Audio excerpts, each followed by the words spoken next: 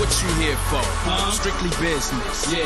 You want a job or get rich? I'm bossed up. I'm bossed up. I'm bossed up. I'm bossed up. I'm bossed up. I'm bossed up. I'm bossed up. I got boss in my IV. Just check my ID, and that's why I be the HNIC. People despise me. My services ain't free. Ain't trying to hear your story, homie. Cop me, no please. In high school, corner, quarterback.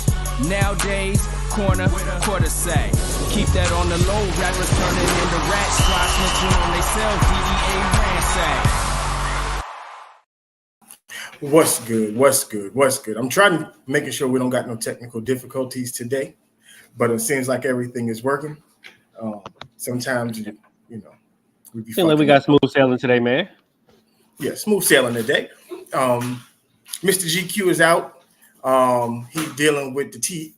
He's got the wisdom tooth pulled. So the wisdom it's gonna be the two-man weave today. Came in and bit him in the gums, but it's okay. I done been there. You know what I'm saying? I'm sending him some extra little strengths and whatnot. So yeah, he'll be back. Because real ones bounce back like Michael Vick. So don't forget. Right. Speaking of Michael Vick, we're gonna touch on my guy a little later in the show. But absolutely. You saw the thumbnail. You know what this is about. I'm gonna start off with the Raiders and Josh McDaniels. I'm gonna do this. If you saw last show, you totally understood that there was under no circumstances that I would accept a Raiders loss against the Chicago Bears. Not only the Chicago Bears, but a rookie Division II starting quarterback. And Mulich, this is why we are the plethora of knowledge that we are. All of us add something dope to this show. Mulich, with all of his wisdom, said, hey, the Raiders are known to lose to rookie quarterbacks. Lo and behold, they didn't lose to the Chicago Bears and the rookie quarterback. They got their ass kicked by a rookie quarterback and the Chicago Bears. Ass kicked. Like, the offense is putrid. Devontae Adams is – it was a bad game for him to step out and talk all the shit that he talked before the game, and then he dropped the pass in the end zone that could have tied the game up. Not his fault. Not his fault. I mean, the ball could have been a little better, but you're Devontae Adams. You should have caught that shit. Absolutely. I don't understand why Brian Hoyer was the quarterback. Like I does this, but you know. Right. No, we do. That's why I give my brother all the credit. I give my brother his credit. When he right, he right. And he's normally right. So this is an ongoing thing with him.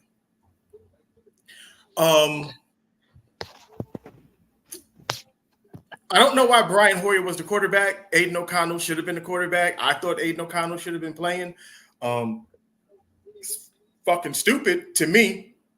But which is crazy because Aiden O'Connell came in with 5 minutes left in the game and marched the team downfield for a fucking touchdown. Oh shit. Damn, ain't that crazy? Keep going. It's good. I'm gonna go in later. It's fine.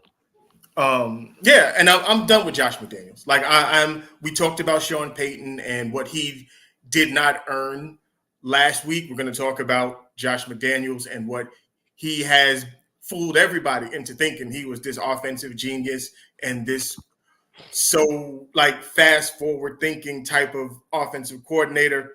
He's ass. His offenses suck. He sucks as a play caller. I don't know what he looks at during the game. He don't set plays up. He can't scheme nobody open.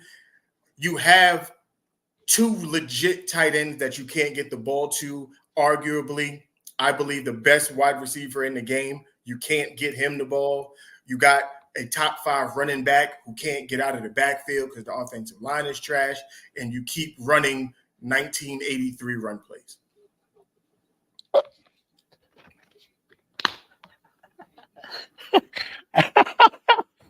Oh, the 1983 one plays is crazy because it's absolutely true. Like, I mean, this offense is stuck in a time warp. Like, it is ridiculous. Like, I don't understand. I mean, I talked about it. Like, there's a feel that you have to have for the game, and he has zero feel for the game. Like, there are just plays that they don't look like anything. It's just we're gonna run this. Is that setting anything up? No. We're just gonna run it. Just run it. That's all we're gonna do. We're just gonna run the ball. Yeah, that's it. Okay. I absolutely love this. I'm not even gonna lie to you. I'm absolutely loving all of this, bro, because like it's not only the fact that I literally been calling it since the hiring of Josh McDaniels. It's the fact that every single week I say something different or along those lines, and I have the typical Raider fans like, oh, if you don't like it, you could leave or find a new team, and all the stuff like that. And I'm just like, bro, like, how can y'all sit here and support mediocrity? And is like, it honestly, even mediocrity at this point? And it's like, it's honestly disrespect, bro. Like, I've never seen a franchise with an owner that argues with fans about the betterment of the team.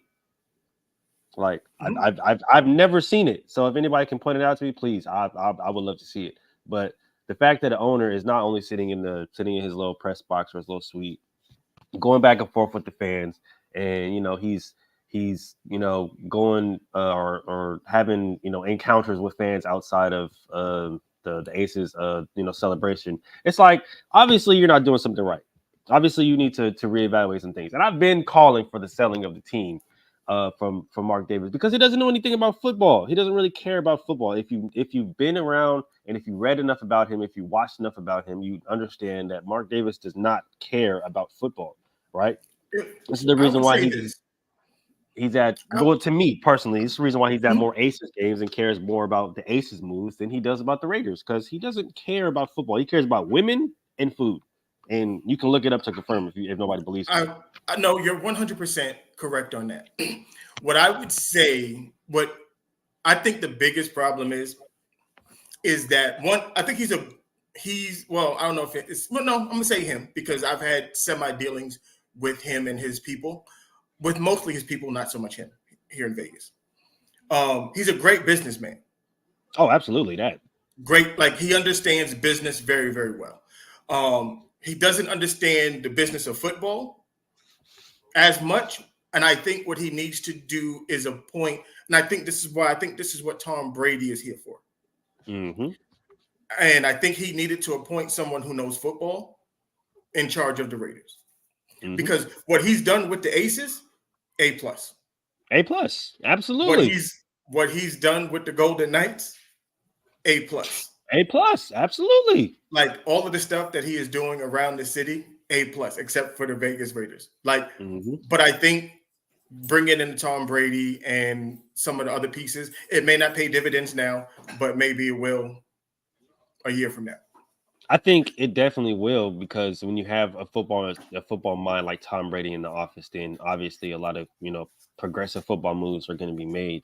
But when it comes to coaching, like, you have to like put on your, not only your business hat, but you got to put on your dad hat, man. Like, you got to really go into your Al Davis bag and understand, like, bro, there's just certain shit that you can't put up with when you have somebody at the helm. Like, everybody was talking about all of the stuff that that has happened, that's transpired, but the simple fact that you haven't scored 21 points or 20 points in 9 of the last 10 games, and the one time you did score 20 points is because your defense, like, that's a problem, right?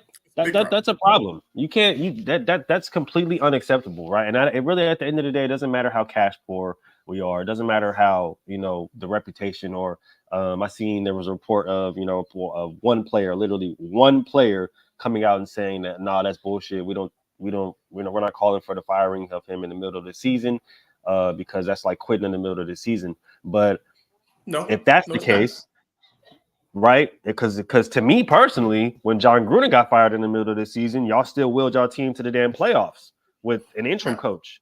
So why can't you do it again, right? And I'm 100%. I think, oh man, Josh McDaniels should have never gotten a job. Ever. That's number one. Should have never gotten a job. He's living off the back of Bill Belichick and Tom Brady. Mostly Tom Brady. All of the coaches are, but all the coaches are. Exactly. And I think we've gotten to the point where there was a discussion. Was it Belichick? Was it Brady? Is it the Patriot way? Is it this? We can all confirm right now it was Tom Brady. Mm-hmm. Okay? Absolutely. It was, I'm not going to say 100% Tom Brady, but the lion's share of it was Tom Brady. Absolutely. I feel like at this point you can't even argue it, because when you look at the Raiders offense now, right? And look at how just one-dimensional it is, or single-dimensional it is. And I've always said, with an offense that's one-dimensional, it really doesn't matter. You're never going to succeed. I don't care who's behind the helm, right? And I don't care how many weapons you quote-unquote have on offense. If your offense is literally 2D or 1D, you'll never succeed. And that's literally what the Raiders offense is. And when you look at it compared to even when Tom Brady was at the helm in New England, right? Him and Josh McDaniels will go back and forth a lot, right? They would disagree a lot. Why? Because Tom would see something different than Josh McDaniels would see, and Josh McDaniels would be calling something different than Tom Brady wanted to run. And so that's why when Tom Brady would actually listen to him, he would come back to the side. I'm like, bro, get out of my fucking ear. I hear you. I understand what you're saying, and I see what you're seeing, but you're not seeing what I'm seeing. So I need you to stay the fuck out of my ear and shut up and let me fucking handle this and let me call the plays. That was obviously a problem for him and Derek Carr last year. That's the reason why he wanted Jimmy Garoppolo, because Jimmy Garoppolo is more of a yes man. He's going to sit up there. He's going to run the offense. He's going to run the plays that you want them to run, even though they may not be there, which is why, quote unquote, you bring in Brian Hoyer, who can only pass to one side of the goddamn field. Literally, this is the reason why he hasn't been a starting quarterback in the NFL, because he can only pass to one side of the fucking field. And you got freaking a third year corner in Jalen Johnson basically saying this is my coming out game, and if y'all don't pay me, then I'm going to hit the free market next year because I done locked down Devontae Adams. When you have Brandon Hoyer literally staring down Devontae Adams in a curl route or a comeback route, or staring at Jacoby Myers in a fucking cross route, I'm just trying to figure out, like. Can I ask another question? Yeah, go ahead, please. I want to know if you have the answer to this, because I don't have it. Where's Hunter Renfrow? Dog, look, check this out. Okay, I got about 3 or 4 map makers, okay, around the clock, on the clock, making maps to help me find my boy Hunter Renfrow, bro. I mean, it went from where's Waldo to where's Renfrow.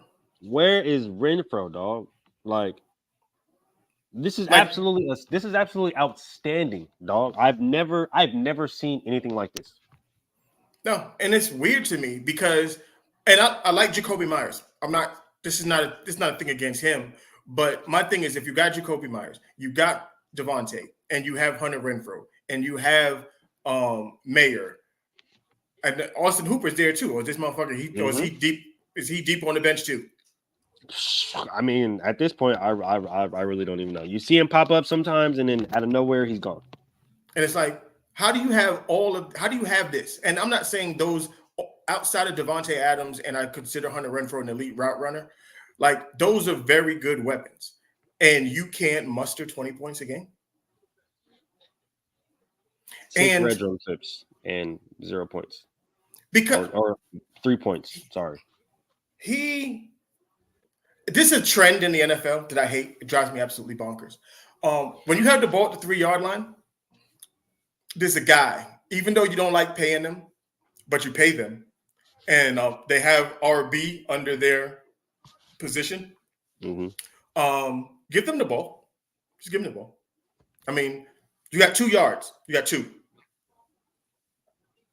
Go. Put it like this. If I'm the Raiders right now, if the Titans are in a fire sale, go get Derrick Henry. Go get Derrick Henry. Because at this point, it doesn't look like y'all want to pay Josh Jacobs, because for whatever reason. At least not long term. Go get Derrick Henry, and you'll have him for the next 3 years. Make it happen. Derrick Henry, Devontae, make a trade. Go get DTR. Get a flipping. I'd take Ryan Tannehill right now. At this point, right? I will take anybody other than the Jimmy Garoppolo and Brian Hoyer. We have too many Patriots. Like, those dudes only worked with Tom Brady and Bill Belichick. Like, this is the Vegas Raiders. This is the first. Because Warren Sapp made a good point, right? Warren Sapp made a really good point. If somebody asked him like what the problem was with the Raiders, and a lot of people will attribute Warren Sapp's career to two teams, the Bucs and the Raiders. And he was asked about what's going on with the Raiders and stuff like that, and everybody was like, "Well, the Patriot way is dead, bro," and you can see it, right? Look at the offense in New England. Look how one-centric it is or single-centric it is, and look at the offense in Vegas. It's the same thing, right? Now look at the best offenses in the league: Chiefs, Eagles, Niners, Dolphins. They're all so creative. They use all of their players. They use the entire field. This is a direct quote from one of the Raider players, by the way. They use their entire field, right? There's a lot of creativity to it. So it seems like those guys are having fun to where it seems like we're just here for a job or a paycheck. I have a more innovative offense with my women's professional team than the Vegas Raiders. I mean, we have a more innovative offense for our flag football team than the Vegas Raiders. And that's sad, right? And it comes to a point in time where just like, and it's crazy that you have players coming out and saying this. This is the reason why social media is a scary place now, right? Because it gives players an outlet to come out and speak their mind on their own platforms without having to deal with certain backlash or certain amounts of you can't say that, or contractual disputes and stuff like that. It's like, nah, this is their own platform. They fund it through their own money, so they can legitimately say whatever they want. Kind of like Stephen A. and Stephen A.'s world, how that's kind of separate from ESPN. But you have players coming out and saying, oh well, they were lethargic and they all look like they haven't slept and they all look like they didn't even want to be there, and we have young players calling out their plays, and like that's how basic their offense is. We're sitting up there calling out their plays, and they're sitting up there thinking like, damn, bro, like they're calling out their plays, and like, what can we do? And they're telling Josh McDaniels, and he's just like, I don't give a fuck, run it. And it's like, what do you expect? What good do you expect to come out of that? Nothing's good gonna come out of it, because Moulid, you know this, because you play ball just like I play ball, and I live by the team will always take on the personality of the head coach. Absolutely. And the Raiders head coach doesn't give a fuck. So the players, and I'm not saying that the players don't give a fuck in the sense that they don't care about playing football. They really want to play football, but they're in a messed up space where the head coach is not going to listen to the players. I literally had a meeting with my girls on Tuesday. We do a Zoom offensive meeting every Tuesday, and I told them, I said, hey, I work for y'all. You tell me what works for you, I'll work it out. Like, it doesn't work. It doesn't make sense for me to just throw plays at people, but it don't fit them. She can't, the receiver can't run that route, isn't fast enough to do this, isn't agile enough to do that. The running back is a speed back, but I'm jamming her up the middle all the time. It doesn't work. It just doesn't make sense. It doesn't make sense. So you have to go to the people that you're designing all this for. Hey, what do you like? When we inside the red zone, you like the fade, you like the China route, you like this, you like that. Tell me what you want to do. What can I do to make it? This is why Sean McVay is he can win. He can take a rookie wide receiver and not miss a step with Cooper Kupp out. Not miss a beat. You mean to tell me that Puka Nacua can go out and get 12 to 15 catches, but you can't get Devontae Adams 5? You can't get Hunter Renfrow 3, 5, 10 targets, 6 targets, 7 targets a game. That's insane to me. It's nuts. They got a rookie running back, even though Kyron Williams got hurt. But they found ways to get him the ball every which way possible. You cannot find a way to get Josh Jacobs going. Come on, man. Like, this is crazy. This is crazy town stuff. You had all that stuff that you were doing in New England, it just goes to show you how good Rob Gronkowski was, how good Julian Edelman was, how good the other one, Danny Amendola. Like, clearly they superseded all your bullshit. I mean, I feel like at the end of the day they had to, right? I just think, like I said, right, and people will look at that whole thing and they're like, oh, well, he had because I seen somebody come at me from my point. Oh, well, he had Danny Amendola and he had Wes Welker and he had Julian Edelman, and I'm like, bro, none of those guys were looked at as superstars ever at one point in time, right? Like, the closest person you could probably say is probably Wes Welker, because he had the most receiving yards in the league at one point in time, but all those other guys were never really looked at as superstars, right? And I'm not even sitting here saying that Hunter Renfrow is a superstar, but when you have somebody in the third year coming off of 100 reception season and 1,000-yard season, and when you get there, he literally dips to the point where it's like, wait a minute, what is going on here? You take a team that went to the playoffs, right? Willed themselves to the playoffs to the point where they look significantly worse and missed the playoffs. You lose to a team that's coached by literally a rookie head coach, a high school head coach. You lose to a Baker Mayfield after 48 hours. You lose to 2 rookie quarterbacks, because people forget last year that lost to the Niners, Brock Purdy was a rookie last year. Yep. And mind you, since we're bringing up accolades and all this stuff like that, yeah, Taylor Bagent is a D2 quarterback, but Brock Purdy was Mr. Irrelevant. So yeah, you got your ass whooped last year by Mr. Irrelevant too, and only to turn around and get beat by another rookie, your ass whooped again in Chicago by another rookie, a D2 quarterback who last time his outing he got his ass whooped himself. Like, it's That's crazy. Embarrassing.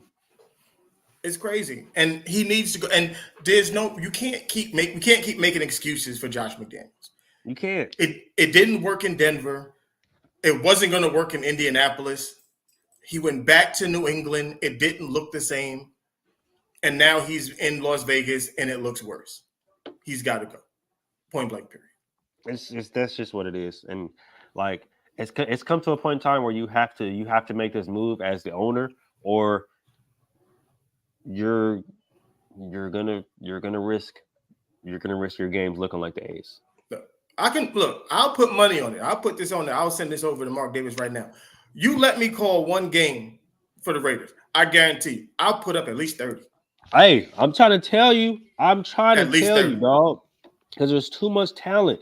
I will have motherfuckers moving and shifting everywhere. The defense wouldn't know what the fuck to do. Nope. Like last week, Jalen Johnson, and I'm not even saying that he's a bad player. I actually like his game a lot, but he should not be talking shit about Devontae Adams.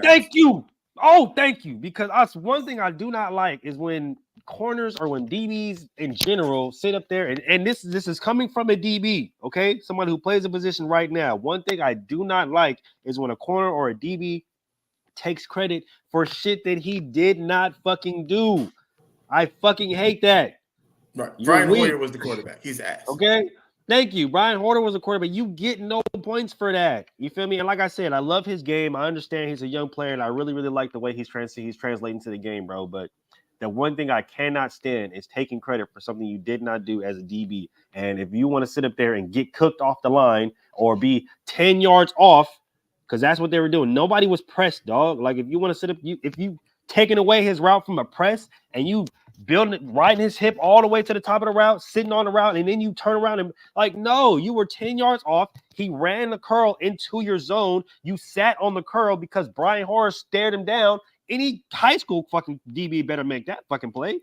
Just for everybody, I want everybody to know, I just won the argument because we had this debate a couple weeks back. wide receiver or DB, which one is harder to play? Everything that Mullins just said is everything that I said why playing receiver is way harder than playing DB. Because you got to rely on a dummy to get you the goddamn ball. And if that dude sucks ass, it don't matter how good you are on the outside. It don't matter. Thank you. I still think DB is harder to play. You literally just co-signed me on that one. But no, I mean, I would never sit there and tell you that you're wrong, because when you have incompetence at quarterback, that's just right. That's just bad football mindset. But that's one thing I do not like, bro, is I hate when athletes or somebody sit up there and especially defense, because they only do this shit on defense and it pisses me off. Take credit for some shit that you did not do, or you were weak. You were too weak to be there. Like, don't do that. Don't do that. Yeah. Like, Staley, boy in the building, man. If the ball sails 8 yards over my head as a receiver and goes out of bounds, and you fucking going like this, sit your dumb ass down. You had nothing to do with that shit. Sit your weak ass down. You didn't have nothing to do, especially if you was cooked off the. Oh my gosh! Quick story time before we translate, bro. Transition. This past Sunday at the flag football tournament, right? We literally had a receiver get called for a push-off. Now, this is the crazy part about being called for a push-off. How do you get called for a push-off when you were not only when you cooked the DB off the line, right? I'm talking about cooked him off the line. He's nowhere in your vicinity. But they said the ref called him for a push-off because they said he extended his arms backwards. I said, bro, he's nowhere in his vicinity. How did he extend his arm backwards when he was cooked off the line? Like 20 yards back that way. Boy was cooked. I'm talking about sauteed, Mel. You feel me? He was in the blender right here. You know what I'm saying? And then they poured him in the pan and then they sauteed him up, flipped him like an omelet, bro. And I'm like, bro, where was the push-off? Gee, you can't push somebody off. The ref couldn't believe that somebody could get shook that bad off the line without getting pushed. I guess not. I guess not, bro. Because I was dumbfounded because I'm literally standing right there and I'm like, bro, there was no extension. I said, man's just got cooked and you couldn't believe it. You was shook. And so you had to throw the flag. It was the craziest thing ever in my life. And I hate when people do that because if you're going to get cooked, don't be sitting up there and try to recover with your 4.2, 4.3 speed. That's the only reason why you got drafted, because you're an athlete, and stick an arm in there or turn around and let the ball hit you in the helmet. And now you want to go like this. And no, sit your stupid ass down. You suck. Okay. And if nobody's going to tell you, I'm going to tell you. Watch more film, move your feet, loosen your hips up, and maybe you'll be able to press instead of being off 10 yards and waiting for somebody to come in your zone, because Mel broke it down for you a few weeks ago. That's easy. You're playing cover 3. That's the easiest fucking coverage. You can beat that. You're not playing man. You're not playing cover 4. You're not playing cover 6. You're not playing the cover 9. You're not playing the eagle. You're not playing a switch. You're not playing a bandy. You're not playing a rock and roll or yo-yo. You're playing a sit back and wait for them to come to your coverage. So I would assume that you sit up there and have 2 fucking picks like you did. So let's just be real with ourselves. There we go. But I still like the way you play, big dog. But relax. Let's go over to the guy I have been campaigning. When I say campaigning, Bobby Flay, Micah. Bobby Flay. Brandon Staley has been the one coach for the last couple seasons. I've been like, you got to go. Come on down. You next, dog. Come on down. Like, he's making, and the thing about it is that I don't. People, they call Justin Herbert, like they say he's overrated and he's not this, he's not that. I want people to understand he is trying to overcome, possibly, and this is including Josh McDaniels, the worst head coach in the NFL. Like, that's what he's trying to do. He's trying to overcome the worst coach in the NFL. And the defense. This is an underrated comment, Micah. What is it? Which one? Oh, yeah. Leave my sister alone. We love first ladies, though. Don't worry about it. But he last game. Hold on. Last game, I want to make sure I get this right because I don't want to misquote myself on this. Brandon Staley is a moron. He is more of a moron than I've ever anticipated than I can think of.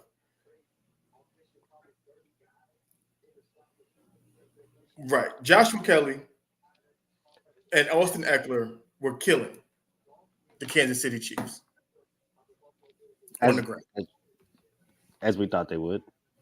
And he decided, fuck that. We're going to throw the ball. And mind you, this is what I said. As an offensive coordinator, at least for me, I can only speak for Melvin. I'm sorry. I can't. I like my run plays set up my pass plays, and my pass plays set up my run plays. Like everything is it's like it just flows. It's like water. Yeah, everything works within itself because there's something that's going to open up something for something else. Yep, even my pass plays. Right, even my pass plays, the route combinations that I pick, I do it that way so that I can give you the same look and the route combos will look the same, but then they'll break off into something totally different. So when you anticipate, the last time they ran this, they ran the switches. So when he runs the flag, I'm gonna run to the post. And then they break off, and then I ran a dig and an out. And then we just created a window this big. But that's what an offensive coordinator does. Like you're supposed to look at how can I set the defense up? This is chess. This is not checkers. Like we gotta understand, like when you're calling plays, there's a rhythm to it. You want the defense to feel like they understand what you're doing. Because quite literally. When cornerbacks are sitting on routes, that means you've been doing that same shit entirely too much, which is fine. You want him to think that. But where's your counter for that now?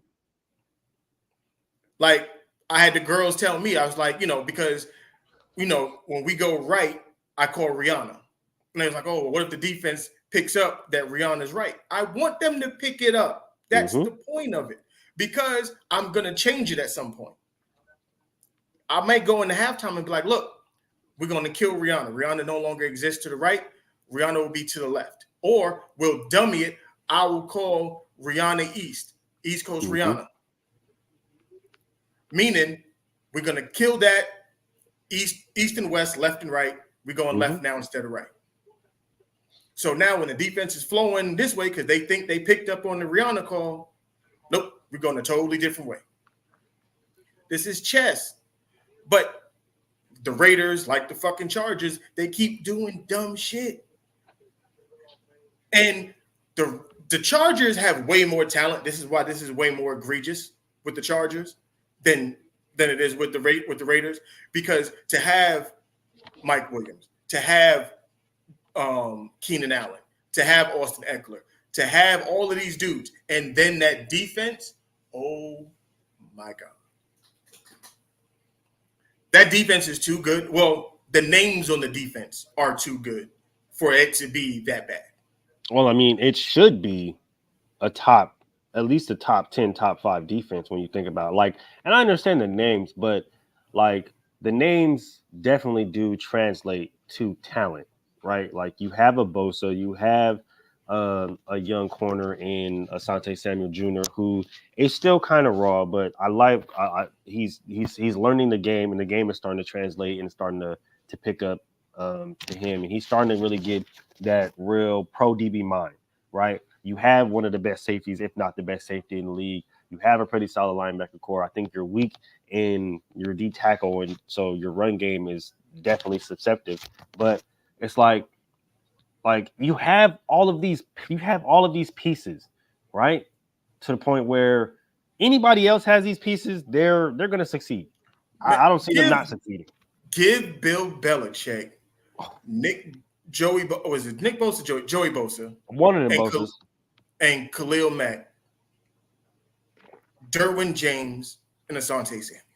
Because look what he's doing. Look what Bill Belichick is doing with Matthew Judon, Jabril Peppers, Jack Jones, like Christian Gonzalez, like it's like he hasn't had, and this is no slight at Matthew Judon. I think Matthew Judon has played absolutely well the last couple of years, 100%.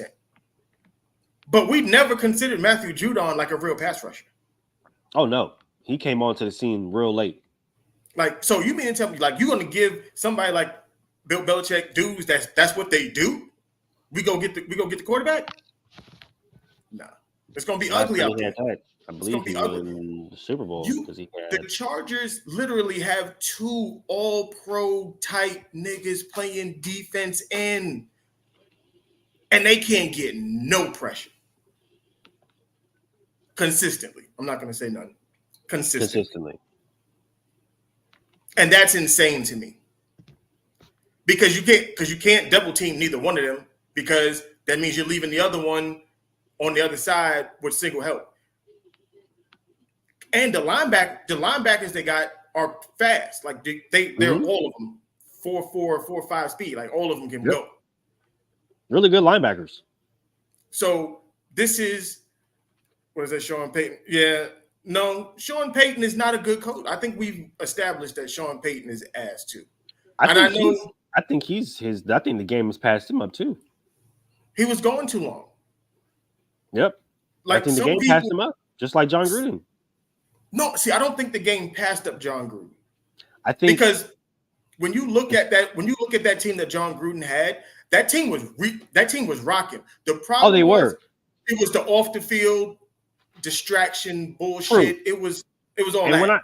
When I say it passed up John Gruden, I'm not saying like it passed him to the point where he couldn't adjust and couldn't catch up to it, right? Like John was very, very smart, right? Like the game could pass him up, but he was so smart. He can literally go study the game and go study all of the new things, the new intricacies of the game and catch up to it. And he's like, okay, well, I can mix both. I can have my old school with the new school. And now I got some shit that nobody can really fuck with right now. And that's what was going on. And you started to see it start to come together with the Raiders, right? Because he had a Ruggs, he had his run game, he had his quarterback, he had, he had his own little recipe. And it was working, right? And then all the outside stuff happens, right? But as far as Sean Payton goes, like I just feel like, yeah, you were in the booth and you were analyzing. I don't think he was doing right that part. I think, with Gruden, I don't think he was still doing like he was. Gruden was still doing football shit, like the Gruden camp, like the Gruden quarterback camp, and he was still doing football shit. Monday Sean night Payton football, wasn't draft doing analysis, all of that. Right. Sean Payton wasn't doing nothing. He was just sitting on fucking TV talking about football or talking about sports. Right. Like he was, I don't know. But I don't want him to ruin Justin Herbert. I think Justin Herbert is too good, and they're wasting him away with that dummy at head coach. Well, I mean, it's definitely true, and I think because I'm obviously hard on Justin Herbert mainly because Charger fans, and I like to get in a Charger fan skin. But he gets a lot of flack because his coaches put him in a lot of positions to where he can't succeed or to where he's not going to succeed, right? And it's been the same thing going back in Oregon. And when you've seen him at Oregon when he had Mario Cristobal and they tried to will him or put him in the position to be that guy, right? But you have other athletes that you can use at your disposal to the point where now he doesn't have all that pressure. It's the same thing in the league. Is Brandon? He's a defense guy, right? Yeah, he's a defensive guy, but it's the same thing. You have a Keenan Allen, you have an Austin Eckler, you have a young running back, you have a young receiver that you drafted. I understand that Mike Williams is out with an ACL injury, and we're hoping that he comes back strong and healthy. But you have all of these weapons. Why are you just sitting here telling, hey, Justin Herbert, go out there and win me the game? Like, no. You have an Austin Eckler. Get down the field methodically and kick a damn field goal or win the game with the person who led the damn league in touchdowns 2 years ago. I think the biggest issue is we talked about it before, and I think that analytics is like a Tesla when you put it on auto drive. Like you there, but you're not doing nothing. Like you're going along for the ride, but you hoping that the car just don't swerve into another lane. And instead of being an old school nigga, put your hands on the wheel and drive it your fucking self. Man, and I don't know if I trust them auto drivers yet, man. Oh, I can't do it. You know what I'm saying? Like, see, cruise control back in the day was, you put on cruise control. As long as you was going straight, you were all right. Solid. But you still had to focus and keep yourself together while you was driving. On the wheel. You know what I'm saying? Make sure you alert. Don't be sitting up there trying to fall asleep on cruise control. Right. And NFL coaches, they rely too much on analytics. It's like, oh, well, they say that, if we run the ball and only pick up, 2.5 yards, then that's a bad play. No, it's not. It's not. It's not a bad play. It's what you're doing is you're keeping the defense honest. You have to keep them honest. They have to respect every aspect of your offense, from the run game to the pass game. They have to. They have to. It's the second you go complete pass, you're at their mercy. You allow, and I live by this code when I run my offense. I never let the defense dictate what I'm going to do. I dictate to the defense how I want them to react to me. Because as soon as you do that, you lost the game. You lost it, because now you know what game that was. I watched the Buffalo-Tampa Bay game last night. Monday night. No, it was last night. My bad. Yeah, last night. Instead of them saying we cannot protect Baker Mayfield because the pass rush is beating the shit out of the offensive line, they kept saying, no, we'll just have the running back block and we'll do max protection. It didn't matter. You got 8. For whatever reason, you could not block Buffalo. They were sending corners. They were sending linebackers. The D-line was beating up the offensive line. Back in the day, Bill Parcells would have saw that and would have been like, all right, we're going to run a draw. And we're going to keep running a draw because they're going to keep running past everybody back here. Mm-hmm. That's just knowing how to fucking coach. That's understanding situations. I'm going to throw a screen right here. I'm going to slip the running back out into the flat real quick. The ball's coming out hot every single time. If they're going to keep blitzing that corner, cool. Slot receiver, the second you see him come down, hit the sidelines. Mm-hmm. Hit the sidelines. But this is coaching. But analytics takes that away. Analytics takes away you being able to look on the field, see what's happening. Okay, let's make these adjustments. What do you see out there? Well, when we come out here, he's crashing down hard. Cool. So we're going to line up. If he crashes hard again, give me a shoot route. Running back. When he gives me the shoot, you sneak out. You just leak out. We're going to force them to stop blitzing. That's it. Because they're telling you you're not smart enough to stop this. Because there was a play, the Bills had 4 people in coverage. I know exactly what play you're talking about. 4. You are not going to cover me with 4 niggas in coverage. I don't care. I'm sorry. If you think you're going to drop back 4 people and disrespect me like that, oh, my goodness gracious. Oh, no. You are done. 2 of them niggas better be Dion. But this is what analytics has done. And it's making the football horrible, because what's going to happen is now on today, they're going to talk, oh, well, Baker didn't look good last night. This, that, and third. Like, it's not that Baker didn't look good. His offensive coordinator didn't help him. Not to mention, those were 2 pass interference calls at the end of the game in the end zone. 7. There was 7. So, there was 7. I seen 7. I seen motherfuckers get held. I didn't see that somebody ankle. 2 people, they grabbed Mike Evans. They grabbed him around the waist. Bro, and they tackled that man damn near. Like, it was a formed tackle, okay? Chris Godwin over here getting spun around like a ballerina. Cade Otton is literally getting wrestled, bro. Like, he's getting jumped, dog. The only thing they didn't do to Cade Otton was stomp him out, bro. That was it. Yeah. But everything else, they literally jumped that man. Yeah, those were all passing. The Buck should have had the ball at the 2-yard line. Because it happened in the end zone, so it was on the goal line. Yeah, so that should have been on the 1 inch. Punch it in. Let's go. Yeah. Baker Nears, we to the crib with the W. Man, Yeah. I was sitting up there screaming at the television like, no way, y'all just let everybody down there get beat up like that. They got What's wrong with y'all? that was the Pope in Rome molesting kids. Like that's what that was. That's what that was. They was out there touching everybody. That was ridiculous. You get holy water. You get holy water. Yeah, You get holy water. Oh, I get holy water. I don't know if it's holy water you get. Look, I was gonna say let's just say that water ain't so holy, okay? Yeah. I want to get to something else. I saw this. I think it was like a week and a half ago. I want to touch on it. We never got to it. My guy, who I think 100% should be in the Hall of Fame. He should have been the first ballot Hall of Famer, if you ask me. That is Michael Vick. And Michael Vick said he feels like he didn't do enough. But I'm here to let you know, Senor Vick, you did more than enough to get into the Hall. I think he's being a little humble, man. He's being a little humble, man. No, you can go ahead and toot your shit up, Vic. I'm not going to be humble for you, Mike Vick, because we don't get Vince Young. We don't get Marcus Mariota. We don't get RG3. We don't get Cam Newton. We don't get a lot of quarterbacks. Denard Robinson. There's a lot of dudes that came because teams were trying to find Michael Vick.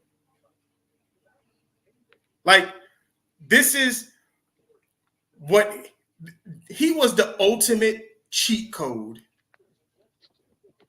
not just in video games, but in real life. Defenses were scared to death of Michael Vick. That Michael Vick experience was a real thing. It was like for real. Like for real. I know a lot of people were too young to remember, but that Michael Vick experience was different. It was different. Like you and people and when everybody talks about today, like, oh, well, give this quarterback weapons and this, that. Michael Vick had no weapons. Zero. He had Algie Crumpler. And most of y'all don't know Algie Crumpler because he ate himself into being a fucking left tackle. Oh, y'all don't even know, but my boy Algie really turned into some algae, okay? Like, he had, do you know who the first quarterback to go into Lambeau Field in the playoffs and beat the Packers was? Michael Vick. He did that. Like, this dude with nothing, he had Warwick Dunn and TJ Duckett. They ran the fucking wing T. This is Duckett the bucket, man. Like, they ran an NFL team ran the wing outside. T. Y'all was not outside, bro. Y'all was not outside, okay? No. Y'all was not outside, okay? The big TD Sharks, man. Look, man. He had Peerless Price. Who was the other receiver? It was just a bunch of dudes. Like, and no disrespect to them. I'm not this. No, this is not this. Warwick Dunn's one of my favorite. Warwick Dunn is another dude I think should be in the Hall of Fame. Oh, absolutely, he should. Like, absolutely. That's the whole. Like, Michael Vick, the way he transformed offenses, because his speed, and I'm gonna get to something else after this, because it all, like, we don't get a Johnny Manziel if it wasn't for Michael Vick. That's gonna sound crazy to some of y'all, but understand me, I'm gonna make it all make sense when I get done with this Michael Vick shit. But you're talking about a quarterback who ran a 4.2. His arm was he don't get enough credit for his arm. I don't understand it. It's wild, actually. The dude was accurate. It was like his arm with just literally that whole flick of the wrist stuff. Mm-hmm. That's Michael Vick to a T. Like, he was throwing dots to nobody. Like Roddy White, just dots. Michael Jenkins, Des White, and Peerless Price. Hold on, wait. Brian Des White, that's what it was. Finneran. Yeah. Do y'all remember that name? Brian Finneran. Brian Finneran. Before Ed McCaffrey. No, I think it was around Ed McCaffrey time too. Around there. 6'5" white boy that just You just put it up and let them go get it.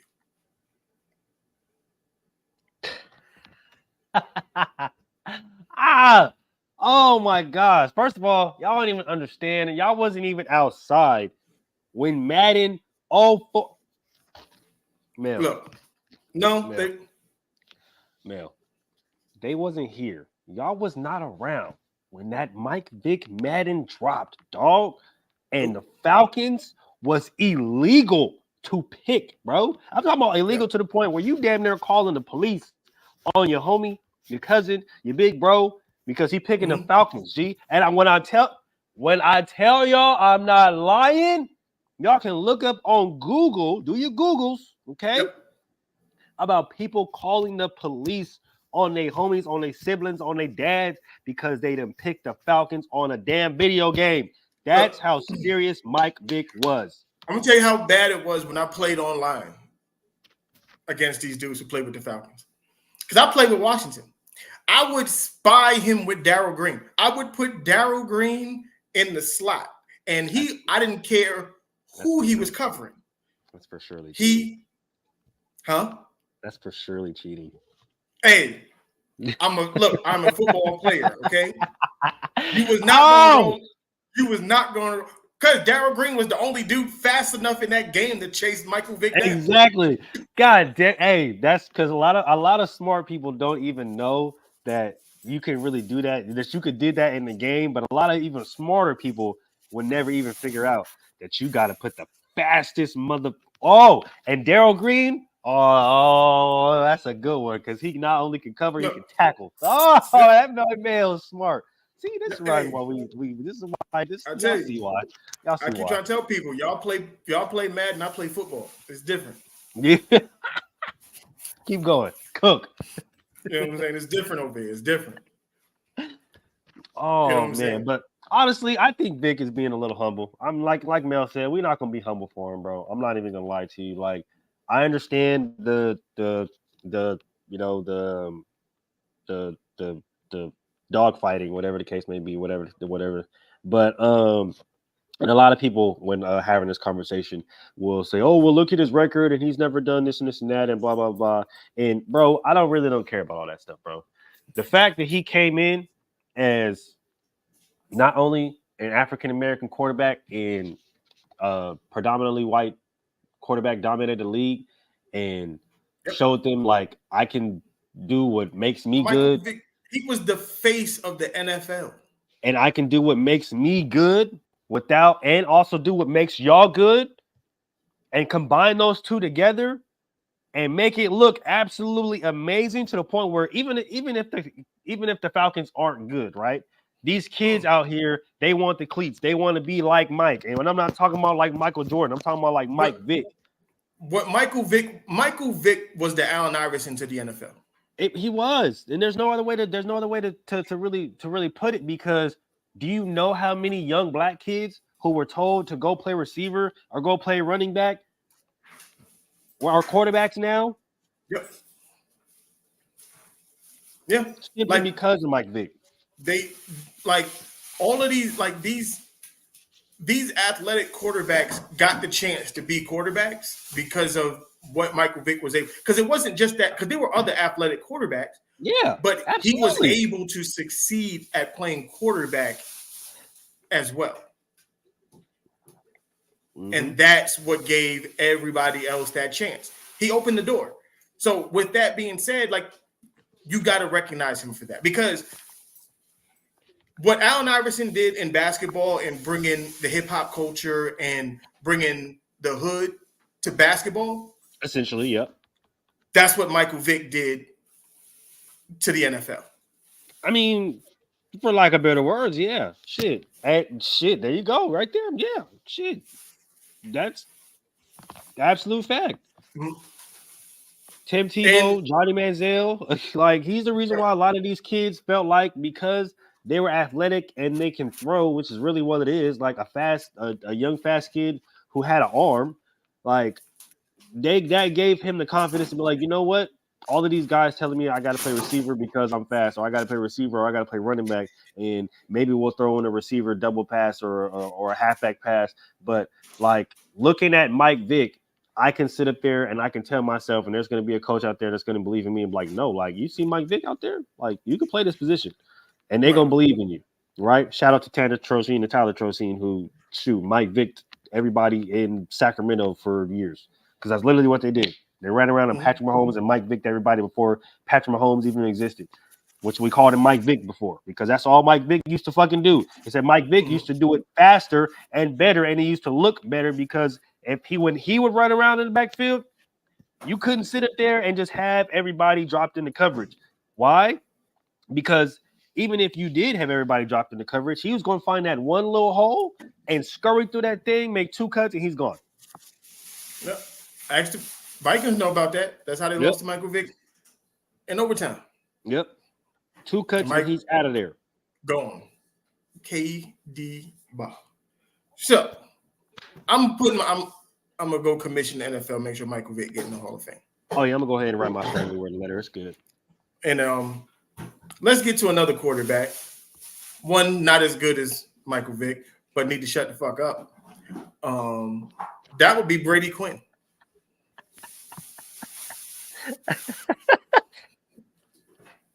Oh, Brady Quinn. I don't even understand where this energy is coming from, big dog. Like, I don't know. Like, put it like this: the Cleveland Browns have had some shitty quarterbacks, some really bad ones. But you, Brady Quinn, might be the worst, Crimson Chin. You might be the fucking worst. You were horrible. Oh, my boy Mel just called him the Crimson Chin. Holy, hey, we got some cran apple juice over here, and that y'all almost seen that all over the screen. Okay, look, you were horrible. You was horrible at Notre Dame, and my brother's probably watching this, and he's gonna be upset, but because he's a Notre Dame fan, but he's gonna be all right. No, you don't get to call out Deshaun Watson talking about Deshaun Watson doesn't want to play football. You know what a quarterback can't do with a bad shoulder? Play football. Because everything that you do is reliant on your shoulder. See, you couldn't throw, so you wouldn't know that.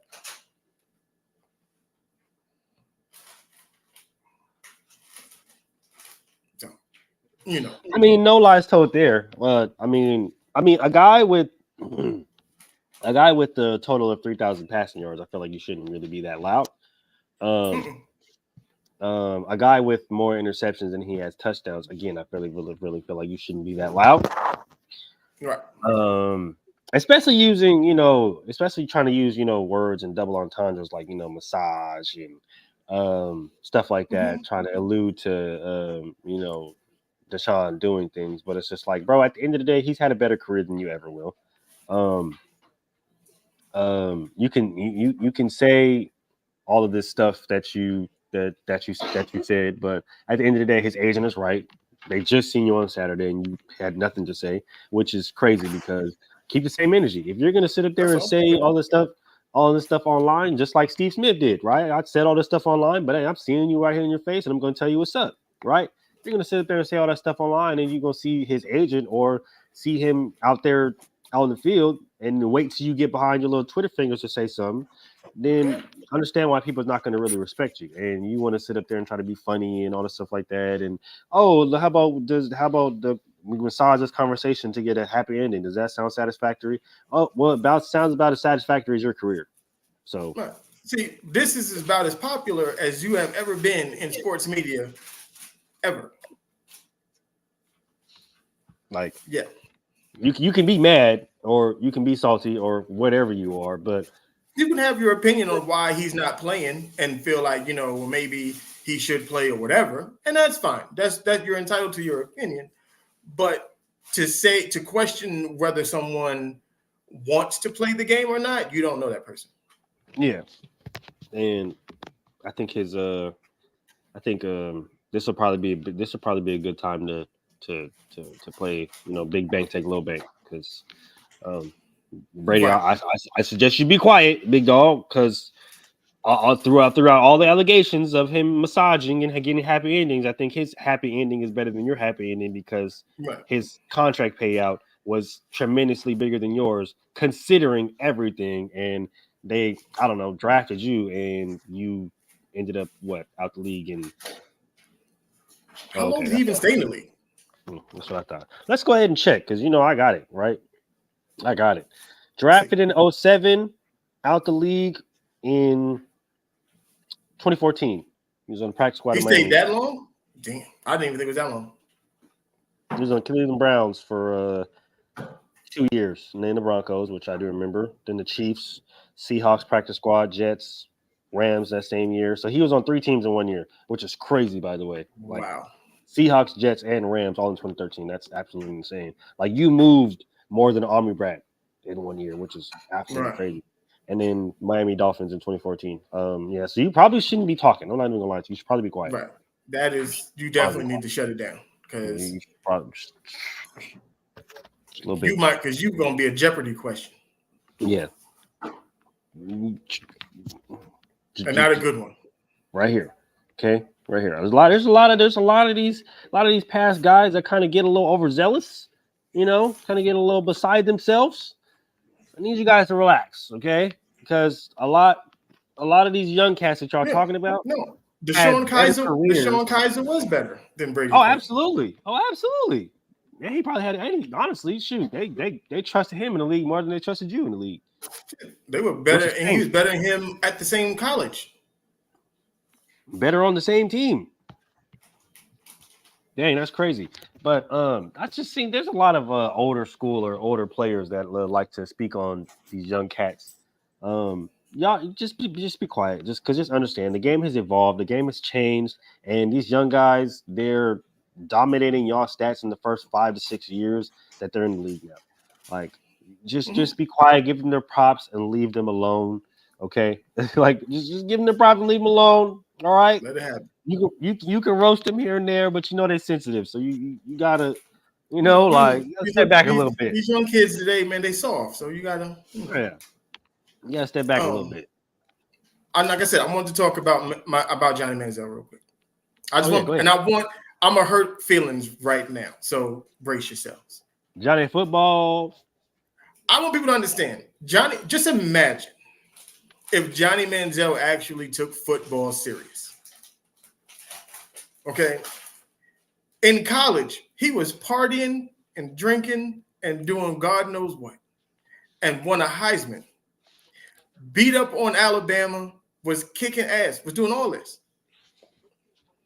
And he wasn't even taking it serious. And I'm going to say something else that is this is going to be controversial, so I'm going to make sure I tag this up too. Johnny Manziel is better than your boy Patrick Mahomes.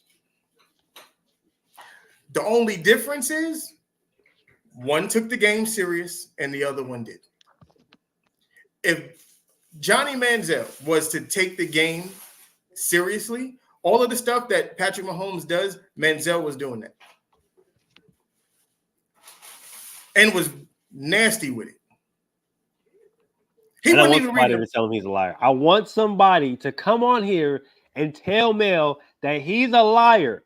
Because when you look at the film, it's the exact same thing. And I've been saying it for years. It's that broken play offense. And it's literally the exact same goddamn thing. I want y'all to come up here and tell Mel he's a liar. I want you to. I want you to go watch the film and come back here and tell my boy he's a liar to his face. Not in the comments. I want y'all to tell him he's a liar. Because I bet you can. Because the definition of talent is really what Johnny Manziel is.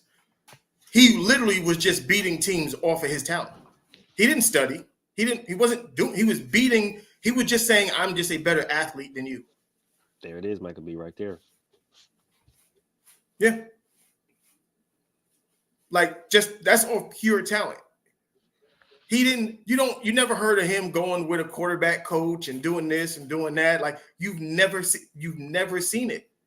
That's just him with his natural arm strength, his natural arm talent, his ability to move around the pocket, extend plays, do all of these things without any fucking coaching.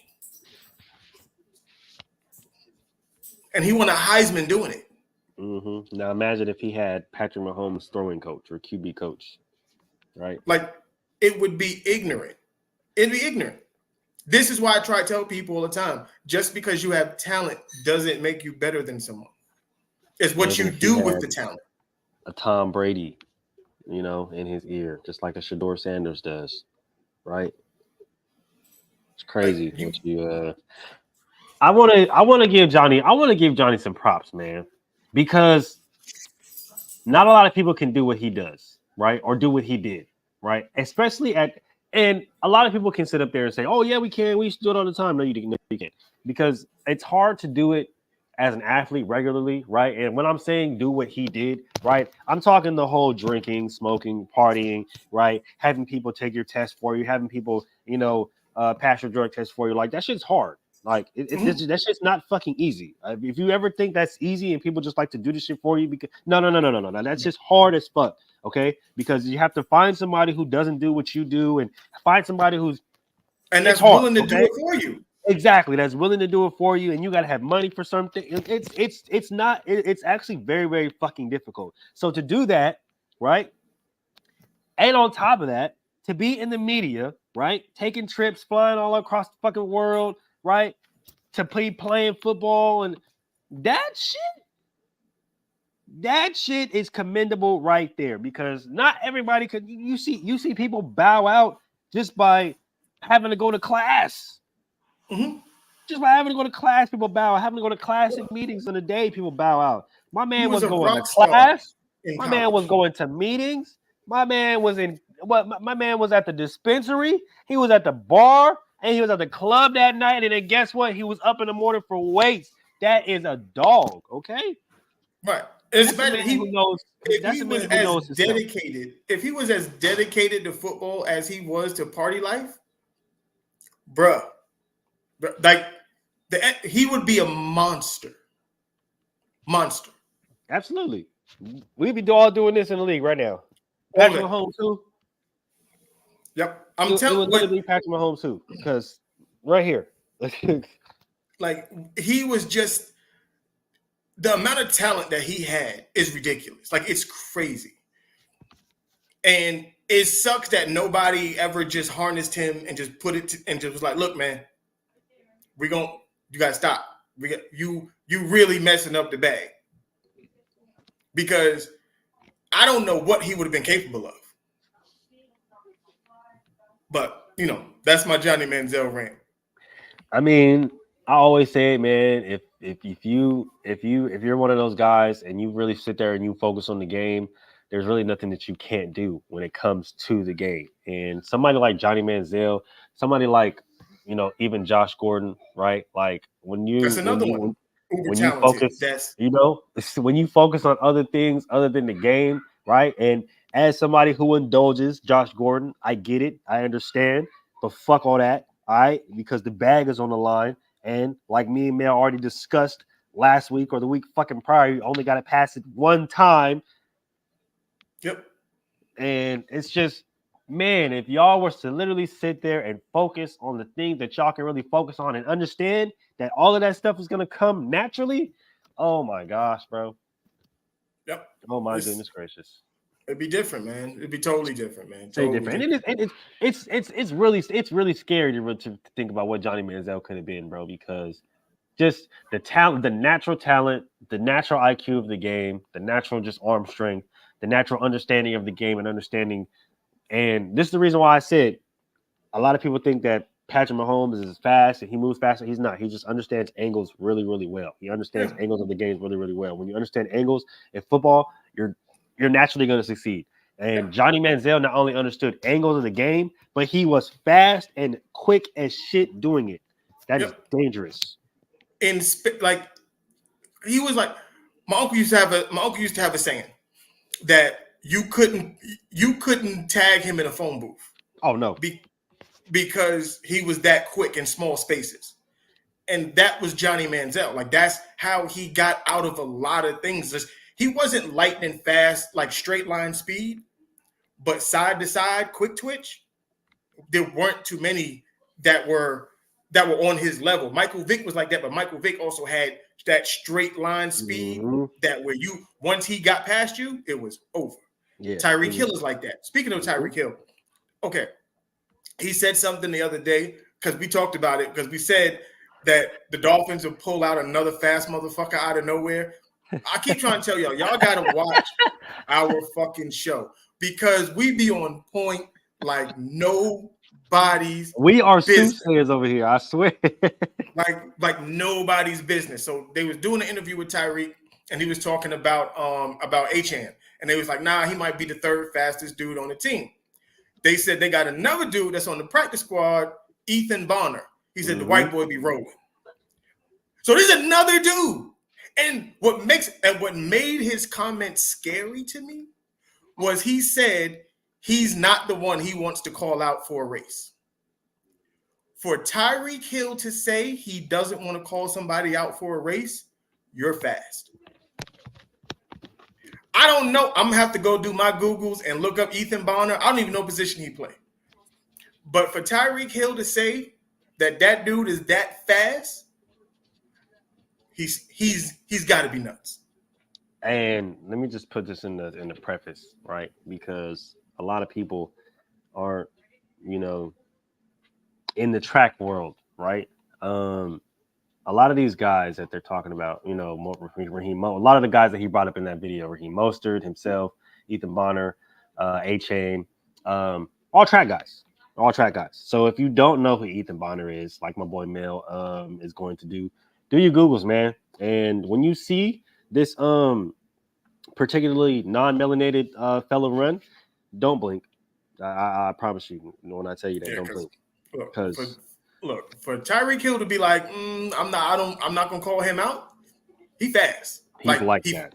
He fast. He's like that. And 40 time does not do him justice. I promise you. He's like that. Yeah, because I think Tyreek said they clocked him in spring ball running 22 miles an hour. Yeah, he's like that. Okay, the boy is like that. It's actually crazy what Miami's doing down there right now. Right. They just probably like if you could run, they just mastered the Raiders' fucking old school. What? They took that and they said, "Well, you know what? I like that. I put that on the wall. Put that like, right how there fast on the is wall. he? 4.2? Draft him. Get him in here. Put that right there on the wall. You run a 4.2, we want you. Yep. We'll figure all other shit out later. Oh my gosh. Let's get to the Eagles are forming the Avengers. I don't know where they're getting this money from. I don't know why teams are allowing these trades to happen. But for them to add Kevin Byard to that secondary, let me stop you, dog. Let me stop you because it's one person. It is one person, okay? One fucking person, all right? And I don't understand how he does this, okay? I don't understand how. But okay, Howie, and you know who the fuck I'm talking about, Howie. All right, show bitch ass down here. Yes, sir. Yeah, show bitch ass right here down here front row.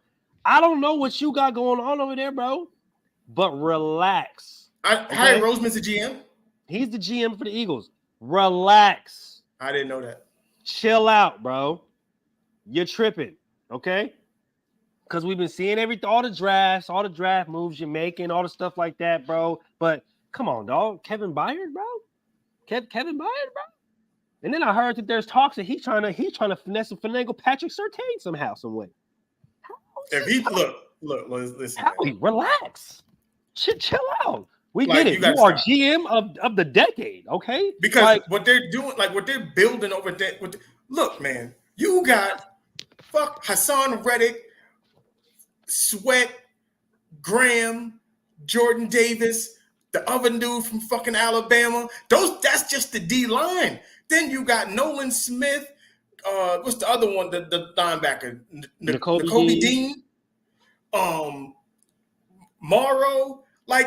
Stop, bro. Relax. And you got Darius Slay. You add Kevin Byard. Come on, man. Bro. How we relax, bro? We get it. You going for you going for GM of the century, but can you leave moves for somebody else, bro? Because damn. Like, and I swear, if they somehow swing Patrick Surtain, bro, I promise you, I don't even know what I'm gonna say because relax, see, okay. Chill Let me out. let everybody in on this right now. So, until further notice, Melvin is no longer a Commanders or a Raider fan. I am off that narcotic, just so everybody knows. I am done. I am taking a page out of Bomani Jones' book. I am not putting myself through that foolishness anymore. I am done. So, I'm done. My Sundays, it's too stressful. It's too stressful. I just want to enjoy football. And I can't do it. So I'm done. I'm off that narcotic. So I'm just gonna root for all the good teams. So if you won, I root for you. That's it. That's all I'm doing. Mel is at where I'm at right now because, like, I told everybody that my Raider fandom is literally up in the air. Like, I'm not really. I'm just here, but I'm not here. Look, my fandom is up for sale. So anybody want to bribe me into being a fan of theirs? Like, just drop it in the chat. I don't. You know what I'm saying? Like, I'm here, but I'm not here. You know what I'm saying? I'm just, like I said, I'm just a fan of the game at this point. You know what I'm saying? I love the game of football on Sunday. And I'm a fan of the game. That's it. And I really don't have a specific special team or anything, but I just love the game of football. So I'm going to watch it no matter who's playing. And whoever come out on top, bet. Kudos to you. Appreciate you for the fantasy points. You did it. Exactly. That's all that's where I'm at right now. That's all I want to do. But the Eagles aren't playing fair. They're not playing fair. This is not, I mean, at least it was Kevin Byard and not Derrick Henry. Because then we would have had to fight. I feel like if they had tried to get, I don't even know. I wouldn't even understand why. Like, I wouldn't even understand why. Like, they didn't need Kevin Byard. Thank you, guys. That's why I said, Howie, you got to relax, okay? Like, how do you even make that call to the Titans of like, yo, so we want Kevin Byard for what? I got some ding dongs and some Skittles. You feel me? Like, I don't know. I got some Doritos for you. If you want some Doritos, you sent a Arizona pro safety to arguably the second best defense in the NFL. It's ridiculous. It's dumb. It's foolishness. But yeah, like I said, Howie, we get it.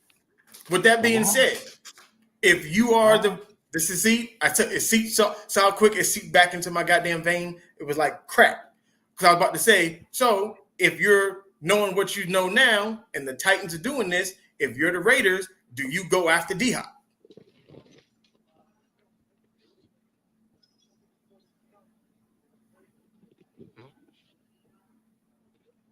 Do you put that call in? I ain't even gonna lie to you at this point. It